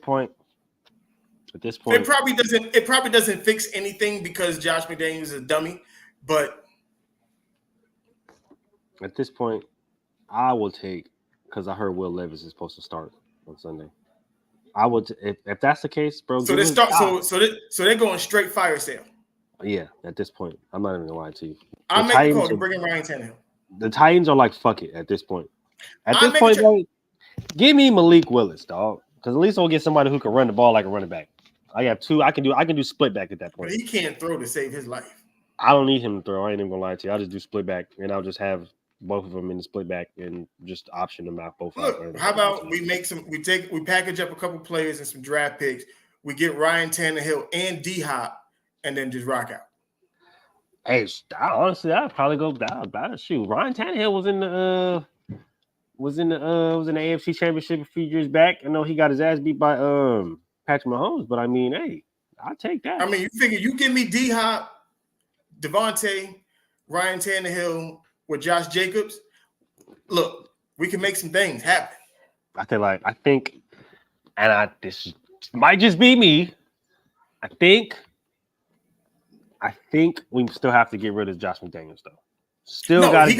He got to go regardless. Because I'm gonna take that job next year. I'm gonna be the Raiders offensive coach next year. Hey, I'm gonna be co-offensive coordinator, and we're gonna run it up. I ain't even gonna lie to you. Yeah. No mercy. Speaking of which, I forgot to. Matter of fact, see, I'm on talking to you like we on the phone. But either way, what you doing November 19th? Shoot, I'm nothing. I don't think. All right, I'm coaching the All-Star game. I need some coaches. I'll make some things happen. Oh, and then one of the girls, just side note, one of the girls is Marshawn Lynch's cousin. Word. Yeah. Bet. Oh yeah. Okay. Yeah. We'll go ahead and coordinate with that and set some things up. So this is what we. Oh wait, no. Sorry, we went sideways on the show. I apologize. We just kind of took a little sidetrack. It's okay. It clicked in my head right then and there. Let's go. I mean, so GQ not here because I was gonna get to the segment because it was all good just a week ago. My picks was some ass last week. I just want everybody to know it was some bullshit. Really wasn't all my fault. A lot of things just happened that weren't supposed to happen. A lot of things transpired last week that we necessarily didn't really account for, or we're kind of surprised to just kind of happen. But it's all good. It's all good. You win some, you lose some. You win some, you lose some. You learn to fight another day. We learn to fight another day, and we here. We back on another Friday, and we learning to fight another day. So yeah, because last week was bad. I don't even want to look at that. I don't even want to. I think I might have got like 2 games right last week. I know GQ's going to come back and hold us honest, but we'll go and save that for when he gets back. Because right, we'll go back because it was bad. I'm sitting there looking at. I was looking at all the scores like, God damn. Man, it was bad. I was looking at the score. I was to put my glass. Oh wow, okay, all right. I am seeing that. Okay. We did not have no luck last week. So what we're going to do is we're going to go. This week's going to be better. A lot better. Right. We're gonna. I think we took Jacksonville on Thursday night. Oh no, matter of fact, I took Buffalo, but they should have won that game. But I think I took the Bucks. And honestly, if every single Buccaneers receiver wasn't getting molested, man, wasn't on the verge of getting kidnapped by, it seemed like Russian bandits. They rolled up the white van with the tinted windows. Bro, I thought the Bills was a Secret Service and the president was around because they was getting beat the fuck up. But I took the Bucks because I thought, hey, shoot. I felt good. I thought Baker was going. I'm always gonna rock with my boy Baker. So he should have had that one though. I mean, hey, Chris Godwin, you turn around and you're not, getting spun around like a ballerina. If you get your balance real quick, you might be able to catch that ball because it was literally right there. But I don't blame you. I blame the Secret Service. So let's get it cracking with this week's picks. We're gonna rock out. So first game on the docket: Eagles Commanders. I told you I'm off this narcotic. I told you I'm off it. I'm not doing it. I'm gonna go Eagles. Even though I'm going against my heart too. I said last week that Washington would win this game, but I can't. I'm not putting myself through this no more. I'm not. I mean, with the Eagles having not only the Avengers, but the Justice League over there as well, it's kind of hard not to pick them. So I'm going to go with the Eagles. All right, Eagles it is. Sure. We'll get GQ's pick. And mainly, he should have been in the chat. So we're gonna fight him on that. I think this is probably going to be a really bad outing for the Commanders because as a team who's given up more than 40 sacks to their second-year quarterback. But I told you, this is what they do. They're going to go win by 20. Watch. I'm telling you. And that's the cool part about it. I'm going to pick the Eagles, but Washington's going to go drop. They're going to hang 40 on the Eagles. And it's going to be like, oh, where the hell has this been all season? Sam Howell. Hey, Sam Howell going to have about 76 points on fantasy, and I need it all. I don't even care. It's going to be dumb. Next game. Both teams, surprisingly, 4-2. Interestingly enough. Browns, Seahawks.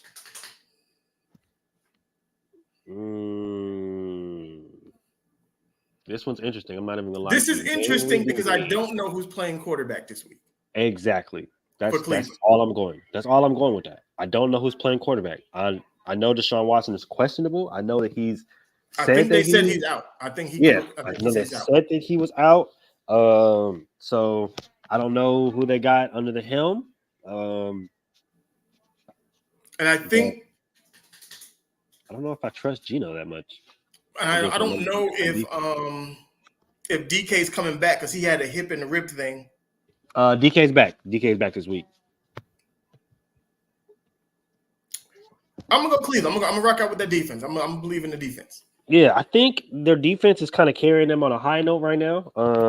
I heard Kareem Hunt is supposed to be getting a lot of the carries. Their young guy Ford is kind of feeling a little bumped up a little bit, so they're gonna go with the wily veteran. And yeah, I think no matter who they really put under the helm, whether it be DTR, whether it be PJ, or no, is it PJ?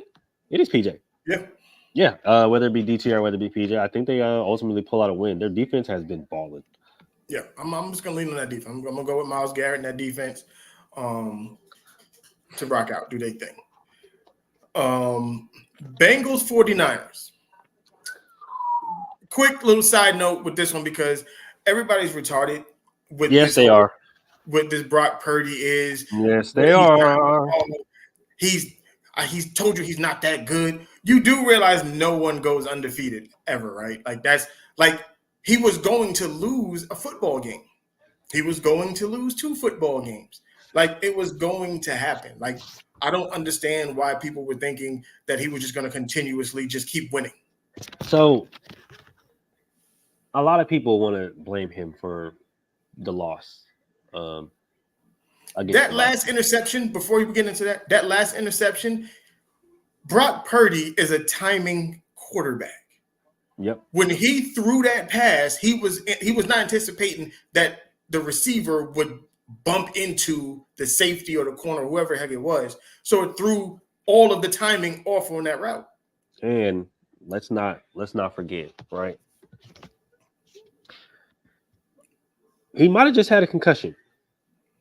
Well, they said that too. He just said motherfucker was dumbing out because there was a hit on that damn QB sneak, and I'm not even gonna lie to you, it was one of them ones. It was definitely one of them ones. Okay, it was one of them ones I would have did. I said, "Ooh, I kind of felt that. I kind of felt that myself over here."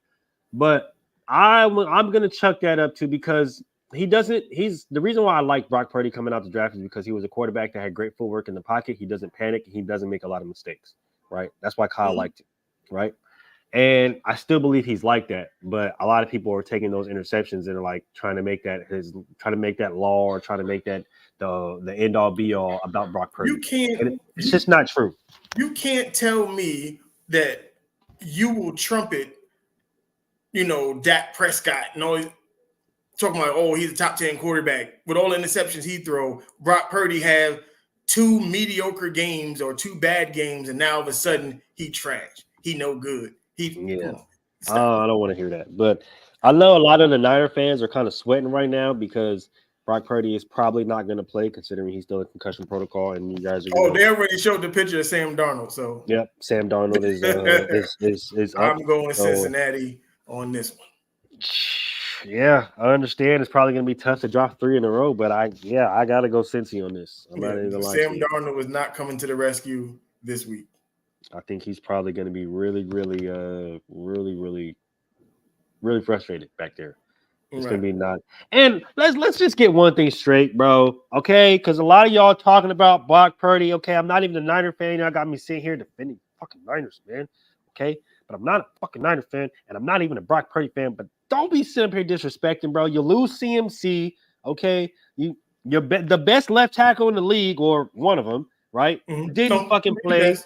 Right, one of the damn. I think it's a toss-up between him and Lane Johnson. That's just me. But one of the best weapons in the league, and Deebo Samuel didn't play. Like, come on, dog. Like, you gotta give him some slack. You know I'm gonna put it more on this. For that game, I'm gonna put it more on the defense. Allowed Kirk Cousins to look like Joe Montana. Nobody want to talk about that though. Nobody want to talk about how defense allowed Kirk Cousins to have damn near 400 yards passing. Right, like you're not supposed to get on primetime television. You got on cooked prime up time by Kirk Cousins. By Cuzzo Kirk.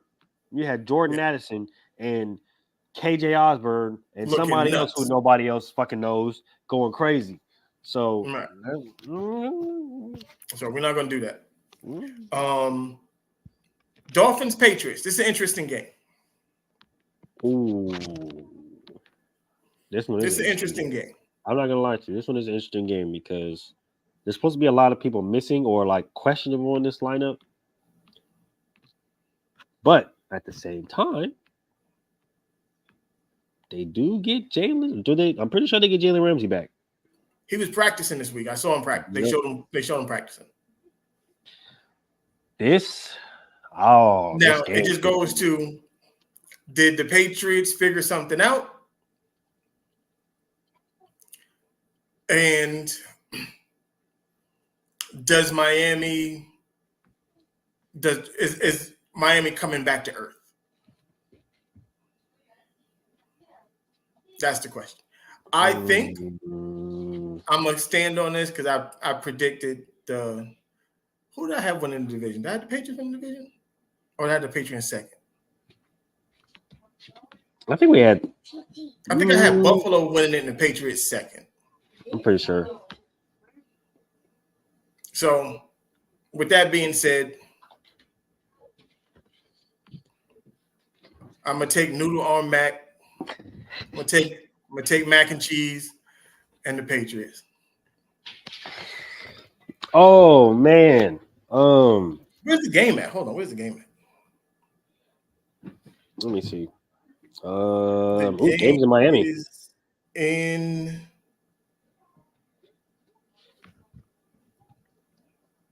Game's in Miami. It's in Miami. Hard Rock Stadium.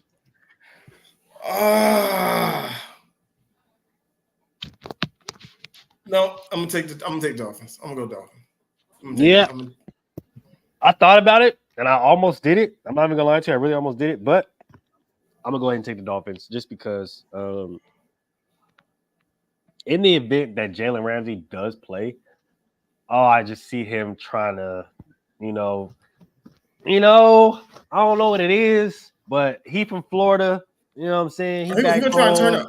What I'm saying? I just feel like something coming, and I don't want to. That old balloon ball from Mac Jones is coming. That's what's. I just feel it. You know what I'm saying? I got to go with the Dolphins. I don't want. Okay. I can't. All right.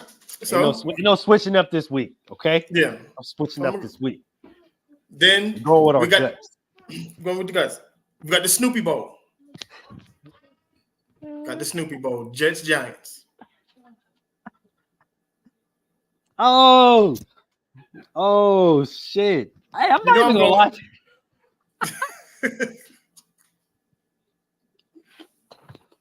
Oh my gosh! Hey, the Snoopy Bowl is great. Okay, the Snoopy Bowl is great. Okay. Oh my goodness, that is the greatest thing I've heard today. Oh man, I got a question though, Mel. A question though, man. Is Tyrod Taylor a better quarterback for the Giants than Daniel Jones? Yeah, well, I've been on the Tyrod Taylor thing. Tyrod Taylor has been in some really bad. This timeline for everybody. I want everybody to understand this. Tyrod Taylor beat out. What's the dude in Baltimore? The quarterback. That won the Super Bowl. Joe Flacco. He beat Joe Flacco out in preseason, his rookie season. Just so everybody knows that. But they had paid Joe Flacco all of that money, and they was not about to start the rookie quarterback. So he leaves eventually, ends up in Buffalo. The last time before all this new shit happened, the last quarterback to get the Bills into the playoffs, that guy Tyrod Taylor. Yep, that motherfucker was cooking. That snow game where Shady and all them was doing. Know who the quarterback was? Tyrod Taylor. Then he gets traded from there. Another case of the bad lucks. Goes to the Chargers. No, he went somewhere else before that, but he was going to get his light with the Chargers. He was the starting quarterback, and then they drafted Justin Herbert. They were so grimy that the medical staff punctured his lungs so that he wouldn't play before the game. Like, nope. Fuck you, Tyrod. Then the most deceitful thing of them all, the most deceitful betrayal he's ever gone through, Drea stabbed him in the back. I know she did it. They tried to hide their relationship, and that Jezebel hurt my man Tyrod.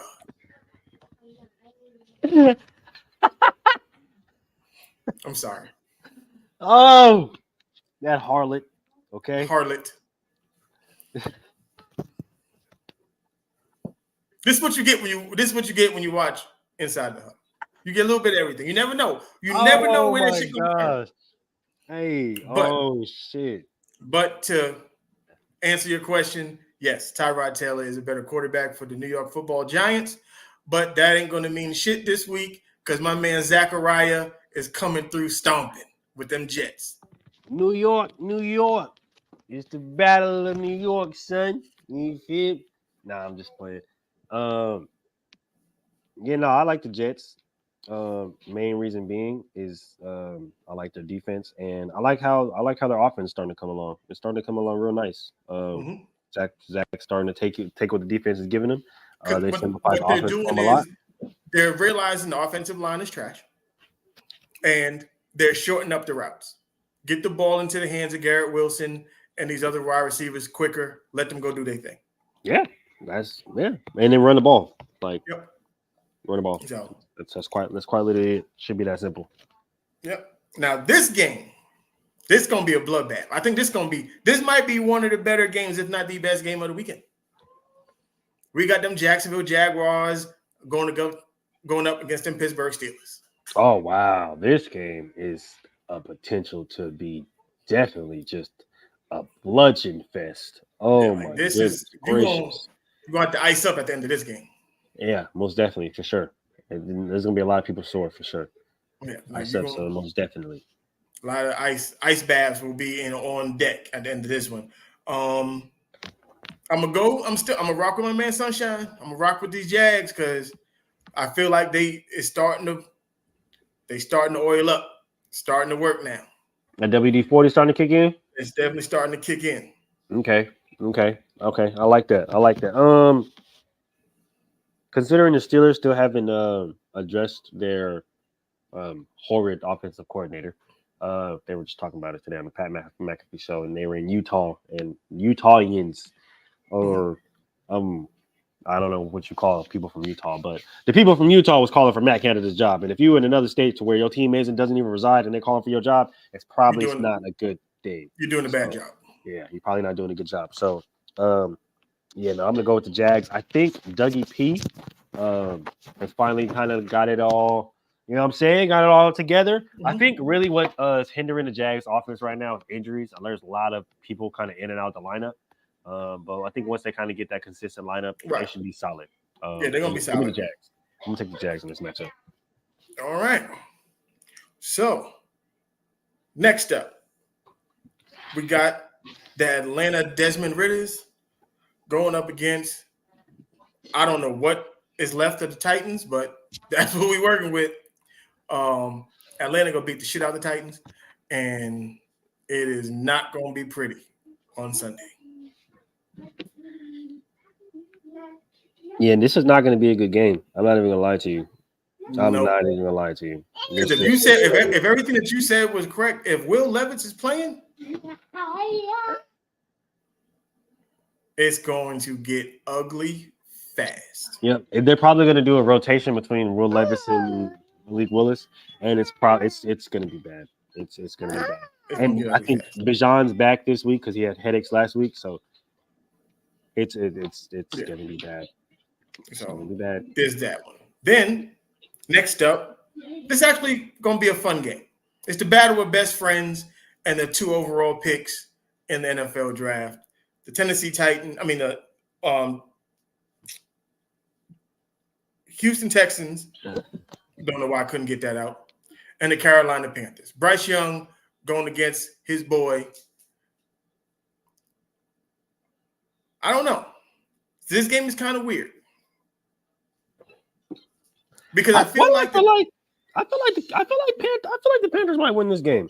I feel like that's what I'm saying. I feel like the Texans should win this game, but I also feel like CJ Stroud and Bryce Young got their own like friendly competition, and Bryce Young feels like he's the better of the two. And it would only be fitting that his first victory comes against his best friend. I think so. But I also can see the Texans beating the life out of the damn Panthers. Hey, look. Okay, so look. I feel like those are the only way this game can go. I feel like it can be close to the point where Bryce Young, they pull it out in the end, or this is going to be an utter ass whooping and the Houston Texans. I'm gonna stick with my guy. I'm gonna go Bryce. I'm gonna go with the upset. He gets his first victory against his boy this Sunday. Yep, I'm going the same. I have a feeling that the Panthers somehow, some way, pull this game off. I don't know if it's going to be high scoring. I don't know if it's going to be low scoring. I don't know what it's going to do, but I just feel like because they've come close a lot this year and they just couldn't close the games out, but that comes with having a young quarterback. True. And they haven't, and it's not like Bryce has played bad. Like we don't want to put that out there. Like Bryce hasn't played bad. He's been banged up at first. He's gotten better. I can honestly say he's playing way better than I thought he would. Honestly, considering his size and considering how early they threw him in there, I thought that he would play a lot worse, but he's been playing a lot better than I thought. So yep. I definitely he's gotten better. He's gotten progressively better every week, and I like what I see coming from him. Same thing with CJ Stroud. Like for two guys that I didn't believe in as quarterbacks, they're changing my mind about them. Definitely, especially CJ Stroud, considering he was not only an Ohio State quarterback, but just somebody who was not really very, very, very high pre-draft. So shout out to CJ Stroud because you're definitely shout out to both of them, especially CJ Stroud for doing what he's doing because I had no faith in you at all, brother. So we not gonna lie to you. We'll tell you we'll tell you a joke, but we'll never tell you a lie, big dog. We had no faith in you. I'm not even gonna cap. Straight up. You have changed. You are changing my opinion of you. Yep, you are making a believer. I'm telling you that because I was one. Now this game. Oh, this game might tell a lot. It might tell a lot. We got the Rams and the Cowboys. Oh shit. Shit. I'm gonna take the Rams in this game, just so we clear. I'm gonna take the Rams. I think honestly I'm gonna take the Rams, but not for the reason a lot of people think, right? I think that not having Trayvon in this game is going to be a problem. Yep. I just don't know how you answer. I like Sean McVay. If I was a player, I would do my best to make sure I was part of his offense. I just like Sean McVay as a head coach. I like him as a play caller. I think he's one of the better coaches in the NFL because he doesn't have the most. Because everybody was talking crazy about him last year because the team didn't look well. There's a lot of injuries that was happening. The team was falling apart. But this team right now, trades. They literally said fuck them picks. He had it on a shirt. He said fuck them picks, so he didn't have any draft picks to build with. So, and with this team that he has now, it's not the most talented team, they fight. They compete, bro, and that's all you can ask for, honestly. Yep. And I know he's probably surprised a lot of people, but it doesn't surprise me, bro. Sean McVay, he's a football guy through and through. Like he loves the game, he understands the game in depth. So him, willing his team to certain records. Hey, he's You got to respect him. And it's not just Puka Nacua. Like Tutu Atwell finally turned into who they thought he was going to be. Yes. So I like the Rams in this. I like the Rams. Yep. I like the Rams. Yep. Give me the Rams. We're gonna be on that Rams train. Yep. A good old fashioned NFC. What this used to be? What the NFC Central game like matchup? Oh, NFC Central. I haven't heard that in so. I'm an old nigga, so shit! I'm an old nigga. God damn it! I haven't heard the NFC Central in so long. I know there's a lot of young kids. Y'all don't remember that out there. Y'all remember NFC Central? This is back before the Seahawks even existed. You know what I'm saying? Like back when the Seahawks used to be in the AFC. The AFC West. Come on, we have 5 teams. Man, stop playing with us, dog. You know, Arizona Cardinals used to be in the NFC East. Y'all don't know nothing about that.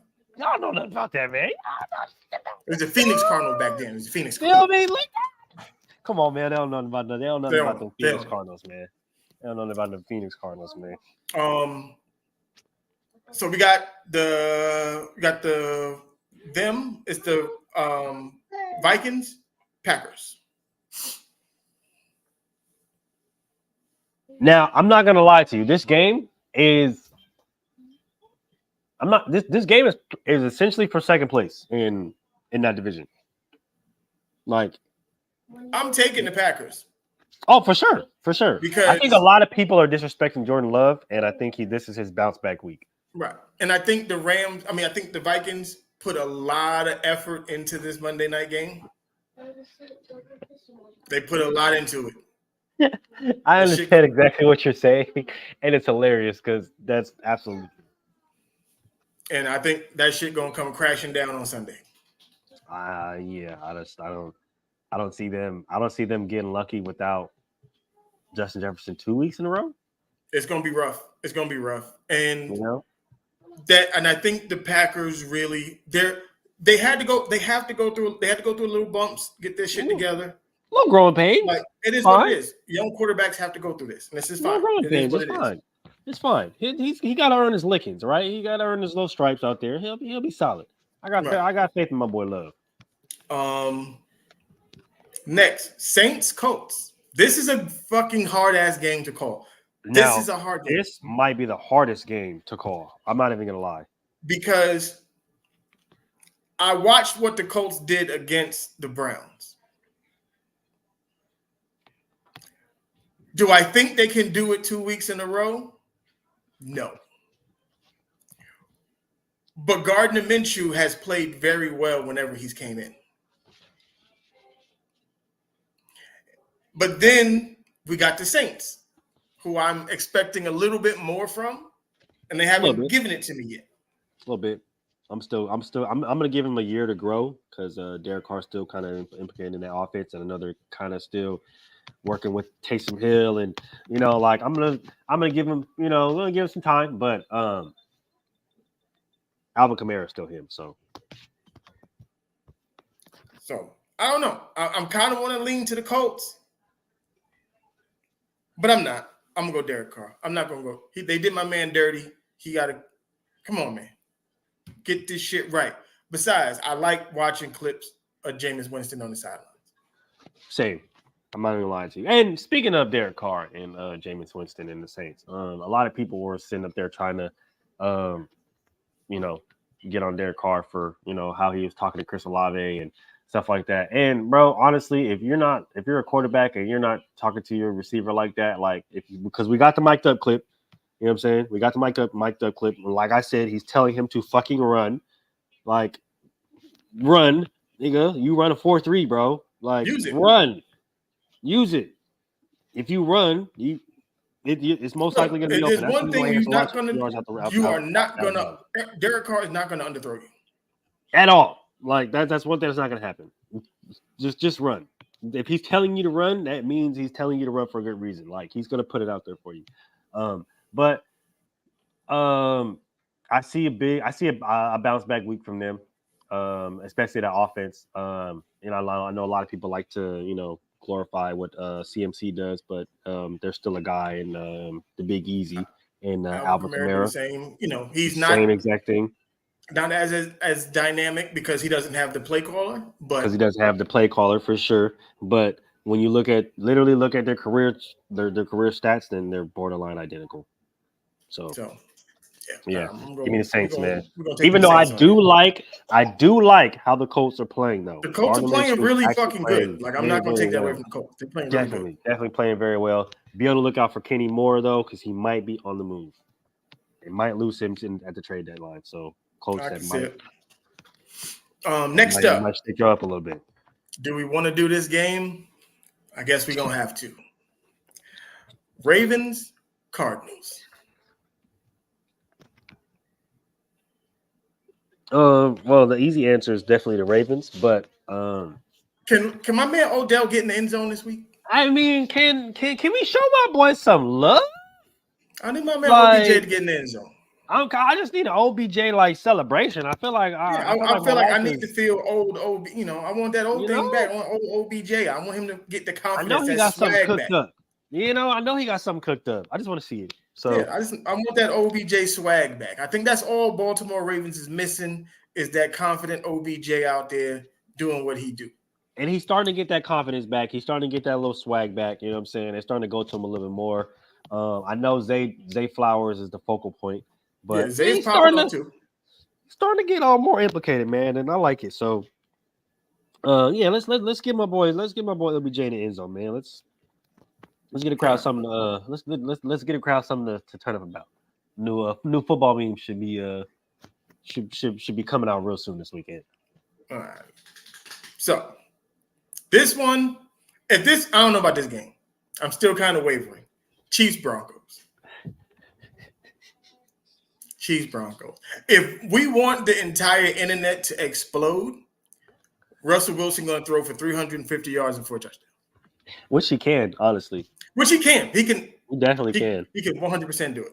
This Chiefs DB core can be had. Right. As long as they can control Chris Jones in the front, they can take care of everything else on the back end. Honestly. If Jerry Jeudy decides to show up. So, with that being said, though, I guess I'm going to have to go with the Kansas City Taylor Swifts. Taylor. As much as I want to take Bronco Country, I want to take Bronco Country. I really do. I really do. I really do. Miss Swiftie. Right. Because if you're going to ask me Taylor Swift or Sierra, I'm going to go Sierra. It's easy. Every time. Who do you think they're going? You think Sierra shows up to the game? Oh, fuck yeah! Hell yeah! Absolutely. If Taylor gonna be there, Sierra gonna be there, because Taylor and Brittany Mahomes is all best friends and buddy now. You know what I'm saying? They got the little. So I need Sierra to bring Lala. That's what we got to do. Yep. That's what we got to do. You gotta bring Lala. Or bring Taraji. Taraji a little hood. Taraji. I was saying Taraji. Either one. Taraji a little hood. You know what I'm saying? You can bring Taraji. I like you bring through Taraji. I don't know. See now we got different battle. We got different fight going on right now. This is a different fight now. Hey, I got the sisters all day. Hey, see. There we go. Told you. When you I got them all day. Okay. You never know which way this shit gonna turn. It's gonna go left or right. We don't know. All right. And if you decide to bring Kelly Rowland, just then all bets is off. All bets is off. Kelly Rowland show up, all bets is off. Hey, I'm just saying, I'm just throwing that out there. Me and Mel just throwing that out there. Just throwing it Sierra, Russ, if y'all just happen to be listening, just throwing that out there. Put that in there. So I want to take the Chiefs now. See, now you got me going Broncos. You know what?